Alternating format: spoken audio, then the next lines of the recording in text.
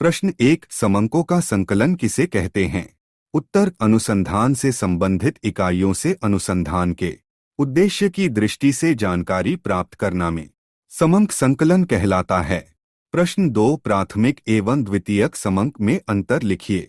उत्तर 1, प्राथमिक समंक वे समंक हैं जो अनुसंधानकर्ता द्वारा स्वयं अपने प्रयोग के लिए मौलिक रूप से एकत्रित किए जाते हैं। द्वितीयक समंक वे समंक हैं जो अनुसंधानकर्ता द्वारा स्वयं संकलित नहीं किए जाते बल्कि पहले से संकलित होते हैं। 2, प्राथमिक समंक अनुसंधान के उद्देश्य के अनुकूल होते हैं जबकि द्वितीय समंक अनुसंधान के उद्देश्य के पूर्णतया अनुकूल नहीं होते हैं। 3, प्राथमिक समंक संकलित करने में समय, धन और परिश्रम की अधिक आवश्यकता होती है जबकि द्वितीयक समंक बिना समय, धन व श्रम लगाए ही प्राप्त हो जाते हैं। 4, प्राथमिक समंक मौलिक होते हैं क्योंकि इनका प्रयोग अनुसंधानकर्ता द्वारा प्रथम बार किया जाता है। द्वितीयक समंकों में मौलिकता नहीं पाई जाती है। प्रश्न 3, प्राथमिक समंक के संकलन की प्रमुख रीतियां लिखिए। उत्तर, प्राथमिक समंकों का संकलन निम्नलिखित विधियों से अध्ययन किया जाता है। यह विधियों प्राथमिक विधियों कहलाती है। 1, प्रत्यक्ष व्यक्ति अनुसंधान। 2, अप्रत्यक्ष मौखिक अनुसंधान। 3, संवाददाताओं से सूचना प्राप्ति। 4, सूचकों द्वारा अनुसूचियों या प्रश्नावली भरवाकर सूचना प्राप्ति। 5, प्रगणकों द्वारा अनुसूचियों भरना। प्रश्न 4, प्रत्यक्ष एवं अप्रत्यक्ष अनुसंधान विधि में अंतर लिखिए। उत्तर 1, प्रत्यक्ष अनुसंधान में व्यक्तिगत संपर्क स्थापित किया जाता है जबकि अप्रत्यक्ष अनुसंधान में व्यक्तिगत संपर्क नहीं होता है। 2, प्रत्यक्ष विधि सीमित क्षेत्र के लिए उपयुक्त होती है जबकि अप्रत्यक्ष विधि व्यापक क्षेत्र के लिए उपयुक्त होती है।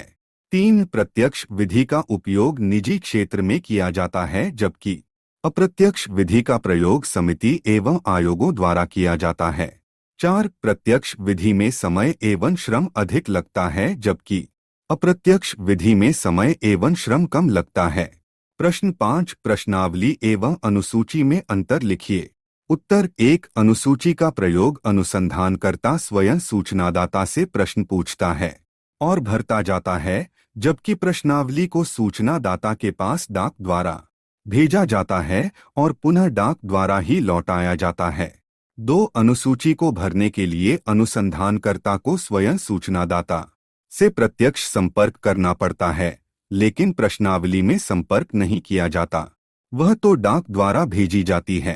3, अनुसूची का प्रयोग छोटे एवं सीमित क्षेत्र में स्थानीय स्तर पर किया जाता है लेकिन प्रश्नावली का प्रयोग विशाल एवं बड़े क्षेत्र के लिए किया जाता है जहां प्रश्नावलियों को डाक द्वारा भेजा जा सकता है।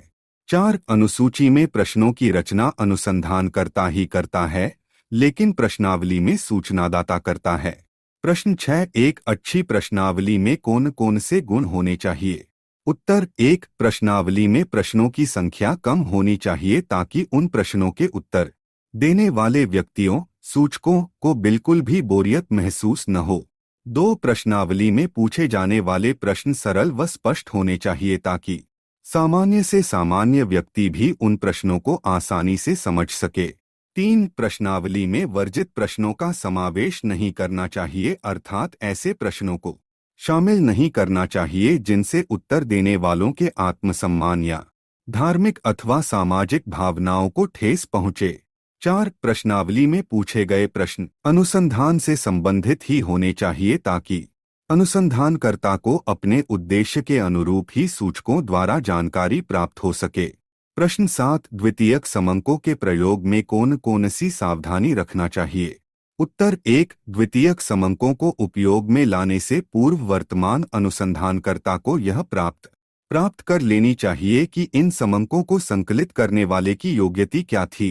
2, अनुसंधानकर्ता को समंक उपयोग में लाने से पूर्व यह देख लेना चाहिए कि वर्तमान उद्देश्यों की पूर्ति के लिए ये समंक विश्वसनीय एवं पर्याप्त हैं अथवा नहीं।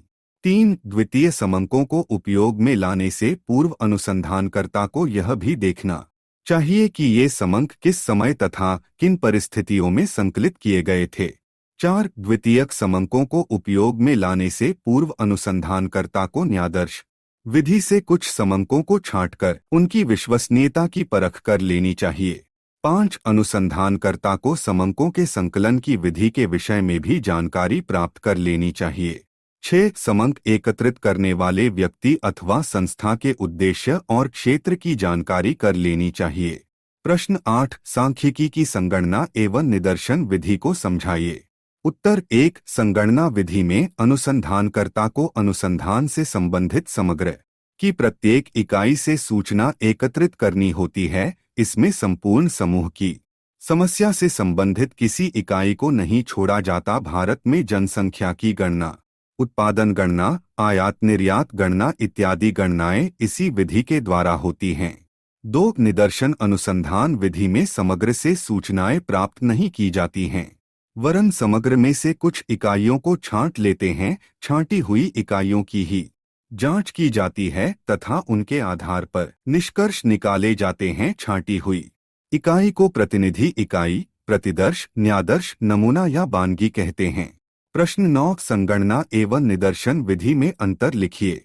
उत्तर 1 संगणना विधि में समग्र की प्रत्येक इकाइयों के बारे में शुद्ध जानकारी प्राप्त की जाती है, जबकि निर्दशन विधि समग्र में से कुछ विशिष्ट इकाइयों को चुनकर अध्ययन किया जाता है। 2 संगणना रीति में समय, धन व परिश्रम अधिक लगता है, जबकि निर्दशन रीति में समय, धन व परिश्रम कम लागत है। 3 संगणना रीति के लिए अनुसंधान का क्षेत्र सीमित होना चाहिए, जबकि निदर्शन रीति में विस्तृत क्षेत्र से भी आंकड़े प्राप्त कर अनुसंधान किया जा सकता है। 4 संगणना रीति में प्रत्येक इकाई का अध्ययन होने के कारण प्राप्त परिणामों में विश्वसनीयता बनी रहती है, जबकि निदर्शन रीति में शुद्धता नहीं पाई जाती, इसलिए इससे प्राप्त परिणामों में विश्वसनीयता का अभाव होता है। प्रश्न 10 अभिनत एवं अनभिनत विभ्रम में अंतर लिखिए।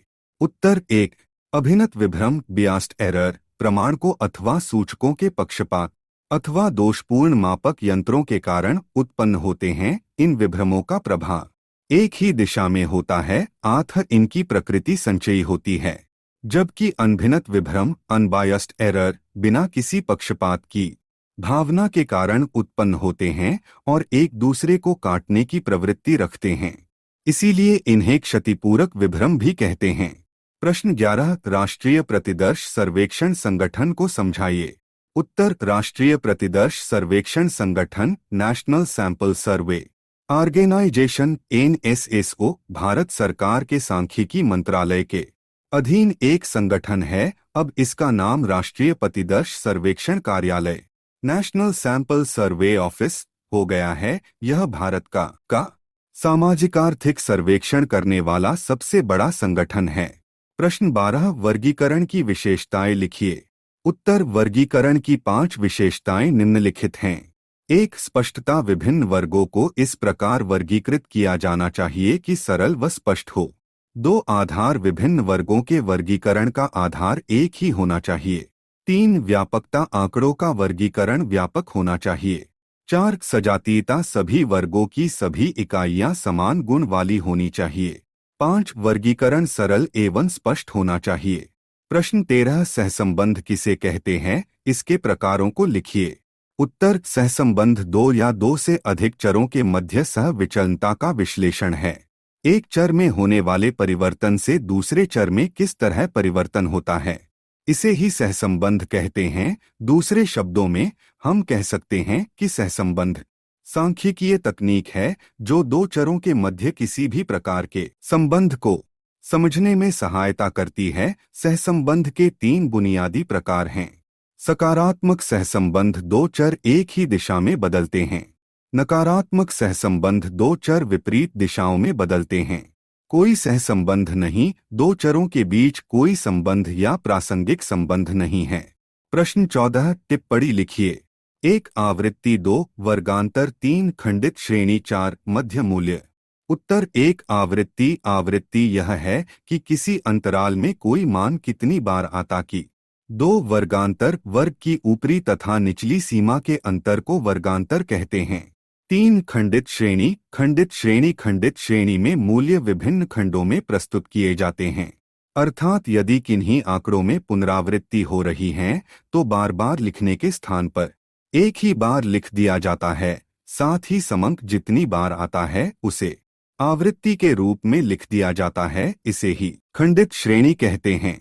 4 किसी वर्ग की ऊपरी सीमा व निचली सीमा के औसत मूल्य को मध्य मूल्य कहते हैं। प्रश्न 15 वर्गीकरण एवं सारणीयन में अंतर लिखिए।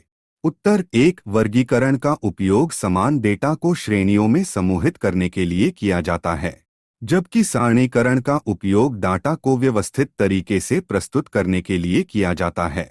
2 वर्गीकरण में कुछ मानदंडों के आधार पर डेटा को समूहीकृत करना शामिल है, जबकि सारणीकरण में डेटा को पंक्तियों और स्तंभों में व्यवस्थित करना शामिल है। 3 वर्गीकरण श्रेणियों का एक सेट है, जबकि सारणीकरण डेटा की एक तालिका है। 4 वर्गीकरण का उपयोग खोजपूर्ण डेटा विश्लेषण के लिए किया जाता है, जबकि सारणीकरण का उपयोग वर्णनात्मक डेटा विश्लेषण के लिए किया जाता है। 5 वर्गीकरण का उपयोग निरंतर और श्रेणीबद्ध डेटा दोनों के लिए किया जा सकता है, जबकि सारणीकरण का उपयोग आमतौर पर श्रेणीबद्ध डेटा के लिए किया जाता है। प्रश्न 16 एक उत्तम सारणी में कौन कौन से गुण होना चाहिए? उत्तर 1 सारणी का आकार उचित एवं संतुलित होना चाहिए। 2 तुलनात्मक समंकों को निकटवर्ती खानों में रखा जाना चाहिए। 3 अनुपात प्रतिशत आदि को मूल समंकों के निकट ही लिखा जाना चाहिए और उनके गणनात्मक आधार पर संकेत दिए जाने चाहिए। 4 बड़ी संख्याओं का उपसादन कर लेना चाहिए। 5 प्रत्येक वर्ग तथा उपवर्ग का योग दिया जाना चाहिए। 6 प्रत्येक सारणी के ऊपर संक्षिप्त, स्पष्ट तथा स्वयं परिचायक शीर्षक होना चाहिए। 7 उपशीर्ष और अनुशीर्ष सूक्ष्म, स्पष्ट व स्वयं परिचायक होने चाहिए। 8 सारणी में पदों की उचित व्यवस्था होनी चाहिए, पदों में क्रमबद्धता होनी चाहिए। प्रश्न 17 चित्र को बनाते समय कौन कौन सी सावधानियां रखनी चाहिए? उत्तर 1 चित्र बनाने से पूर्व चित्र के लिए पैमाना निर्धारित कर लेना चाहिए जो सरल एवं स्पष्ट हो। 2 फीट रेखाचित्र में सरलता का गुण होना चाहिए, जिससे कि देखते ही चित्र का अर्थ एवं निष्कर्ष समझ में आ सके। 3 रेखाचित्रों के पास ही वह सारणी, पैमाना भी बनी होनी चाहिए जिसके आधार पर रेखाचित्र बनाया गया है। 4 रेखाचित्र बनाते समय तथा साधनों का ध्यान होना भी आवश्यक है, चित्र मितव्ययी होने चाहिए।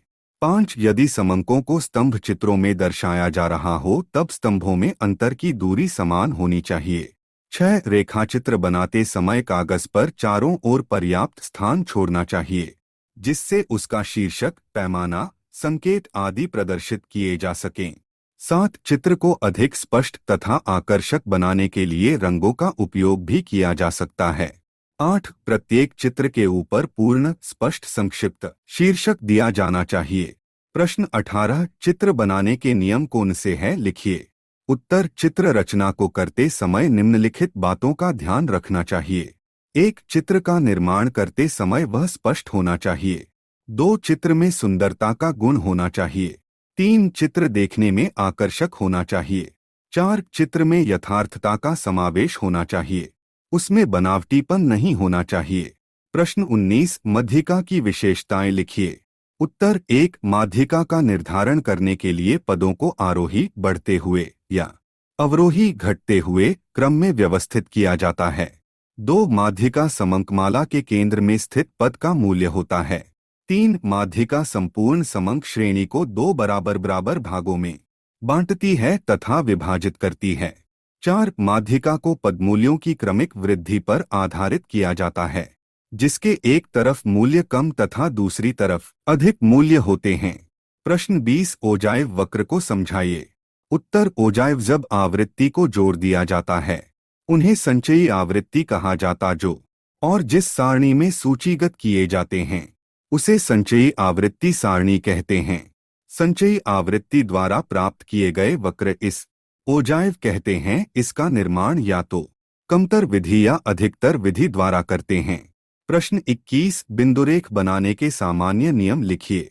उत्तर 1 विभिन्न बिंदुओं को मिलाने वाली रेखाएं स्पष्ट होनी चाहिए। 2 सभी स्थानों पर उनकी मोटाई समान होनी चाहिए। 3 आवश्यकता के अनुसार निर्देशांक बनाकर इस बात का संकेत दे देना चाहिए कि किस रंग अथवा चिन्ह द्वारा तथ्य को दिखाया गया है। 4. बिंदुरेख का निर्माण करते समय उसके नियमों का ध्यान रखना चाहिए। प्रश्न 22. एक आदर्श माध्य की विशेषताओं को लिखिए। उत्तर। आदर्श माध्य की विशेषताएं। 1. यह सुस्पष्ट परिभाषित होना चाहिए। 2. यह समझने में सरल तथा गणना करने में आसान होना चाहिए। 3. यह सभी मूल्यों पर आधारित होना चाहिए। 4. यह चरम मूल्यों अधिकतम न्यूनतम से कम प्रभावित होना चाहिए।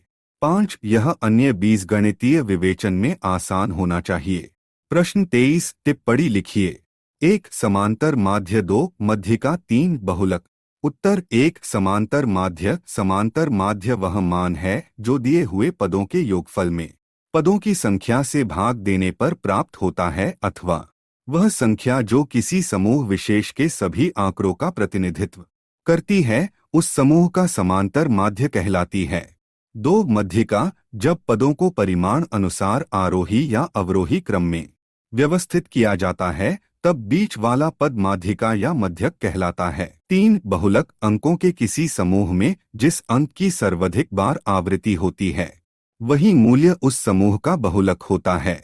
उदाहरण दिए गए आंकड़ों 1, 2, 3, 2, 4, 5, 2, 6, 7, 8, 2, 9 में बहुलक 2 है क्योंकि यह संख्याओं के समूह में 4 बार आया है। प्रश्न 24. कार्ल पियर्सन के सहसंबंध गुणांक के गुणों को लिखिए। उत्तर। 1. सहसंबंध गुणांक उसी माप में रहता है जिसमें 2 चर होते हैं। 2. गुणांक के सहसंबंध का चिन्ह सदैव प्रसरण के समान होगा। 3. गुणांक के सहसंबंध का संख्यात्मक मान -1 से +1 के बीच होगा। इसे वास्तविक संख्या मान के रूप में जाना जाता है। 4. कमजोर सहसंबंध का संकेत तब मिलता है जब सहसंबंध का गुणांक 0 के करीब पहुंच जाता है। जब r 0 के करीब है तो हम यह निष्कर्ष निकाल सकते हैं कि संबंध कमजोर है। 5. सहसंबंध गुणांक बहुत पेचीदा हो सकता है क्योंकि हम यह नहीं कह सकते कि प्रतिभागी सच्चे हैं या नहीं। अभी तक हमारे साथ जुड़े रहने के लिए धन्यवाद। हमारे चैनल पर आपको कक्षा 9 से 12 तक के सभी विषयों के नोट्स जल्दी उपलब्ध होंगे, तो चैनल को सब्सक्राइब करें एवं अपने सभी दोस्तों के लिए लिंक शेयर करें। आपकी सेवा के लिए हमारी टीम सदैव तत्पर रहेगी।